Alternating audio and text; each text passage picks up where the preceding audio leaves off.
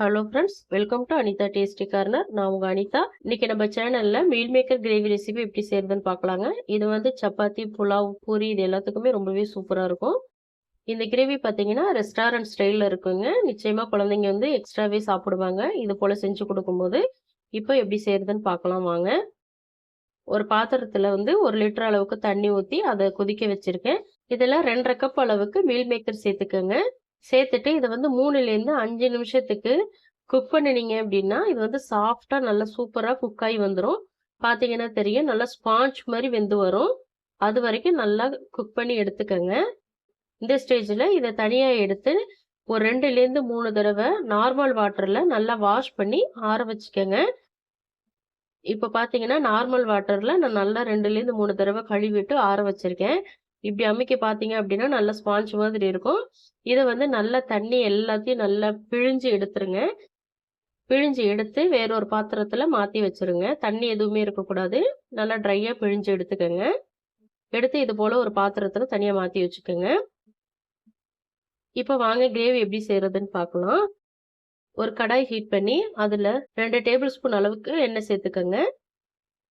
இது கூட 2 நறுக்கின வெங்காயம் சேர்த்துக்கோங்க. ஒரு 1/2 இன்ச் அளவுக்கு இஞ்சி, 10 பல்லு பூண்டு, 2 பச்சை மிளகாய் சேர்த்துக்கோங்க.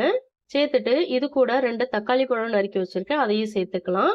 இது கூட ஒரு 20 முந்திரி பருப்பு சேர்த்துக்கோங்க. முந்திரி பருப்பு சேர்த்துட்டு இதை நல்லா வதக்கி விடுங்க. வெங்காயம், தக்காளி, இஞ்சி, பூண்டு இதோட பச்சை வாசனையெல்லாம் போய் நல்லா வதங்கி வரணும்.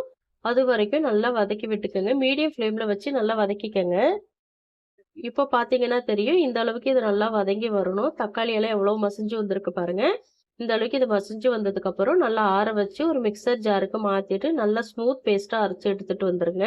இப்போ அதே கடாயில் ஒரு 3 டேபிள் ஸ்பூன் அளவுக்கு எண்ணெய் சேர்த்துக்கோங்க.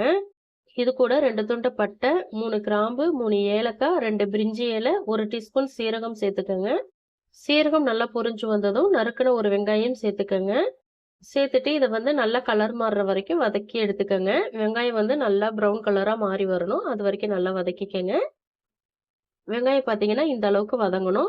இது வதங்கினதுக்கப்புறம் இது கூட 1/2 டீஸ்பூன் மஞ்சள் தூள், 2 டேபிள் ஸ்பூன் மல்லித்தூள் சேர்த்துக்கோங்க. 1 டேபிள் ஸ்பூன் தனி மிளகாய் தூள் சேர்த்துட்டு மீல் மேக்கர் இதில் சேர்த்துக்கோங்க. சேர்த்துட்டு இதை வந்து 1லேருந்து 2 நிமிஷத்துக்கு நல்லா வதக்கி விடுங்க. அந்த மசாலா எல்லாமே இந்த மீல் மேக்கர் கூட மிக்ஸ் ஆகணும். அதனால நல்லா 1லேருந்து 2 நிமிஷத்துக்கு லோ ஃப்ளேமில் வச்சு நல்லா கலந்து விட்டுக்கோங்க. இப்போ இந்த அளவுக்கு மீல் மேக்கர் நல்லா வதங்கணுங்க. பார்த்தீங்கன்னா தெரியும். இந்த ஸ்டேஜில் அரைச்சி வச்சிருக்கிற வெங்காய தக்காளி விழுது இதில் சேர்த்துக்கலாம். சேர்த்துட்டு தண்ணி வந்து பார்த்தீங்கன்னா 1½ கப் அளவுக்கு சேர்த்துக்கோங்க. கரெக்டாக இருக்கும். இதை இப்போ வந்து நல்லா மிக்ஸ் பண்ணி விட்டுக்கோங்க. இந்த 1½ கப் அளவுக்கு நீங்கள் சேர்த்தீங்க அப்படின்னா கொஞ்சம் திக்னஸாக இருக்கும். உங்களுக்கு இன்னும் கொஞ்சம் தண்ணியாக வேணும்னா நீங்கள் இன்னொரு 1/2 கப்பு கூட எக்ஸ்ட்ரா சேர்த்துக்கலாம். நான் இந்த கன்சிஸ்டன்சிக்கு போதுன்றதுனால 1½ கப்போட ஸ்டாப் பண்ணிட்டேன். இந்த ஸ்டேஜில் நீங்கள் ரெசிபிக்கு தேவையான அளவு உப்பு சேர்த்துக்கோங்க.